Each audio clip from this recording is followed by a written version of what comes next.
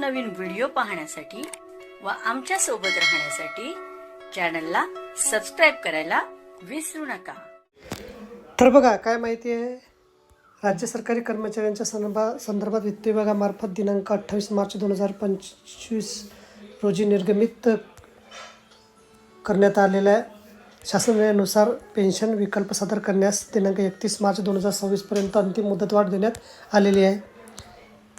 सदर शासन निर्णयानुसार NPS प्रणाली लागू असणाऱ्या कर्मचाऱ्यांना राज्य शासनाने लागू केलेली सुधारित राष्ट्रीय पेन्शन योजना व केंद्र सरकारची युनिफाईड पेन्शन योजना यापैकी एकाची निवड करायची संधी उपलब्ध करून देण्यात आलेली आहे।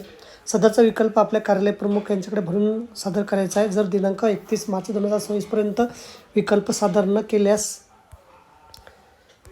सदर कर्मचारी राष्ट्रीय पेन्शन योजना NPS हीच पेन्शन योजना कायम लागू असेल, त्यामुळे त्यांना सुधारित राष्ट्रीय पेन्शन योजना केंद्र सरकारची युनिफाईड पेन्शन योजनेमध्ये स्विच करायचे आहेत।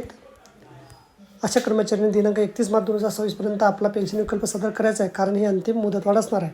तर बघा, अशा प्रकारे अत्यंत महत्त्वाची माहिती आपल्याला समजली असेल। व्हिडिओ सुद्धा आवडला असेल लाईक करा आणि शेअर करायला विसरू नका। धन्यवाद।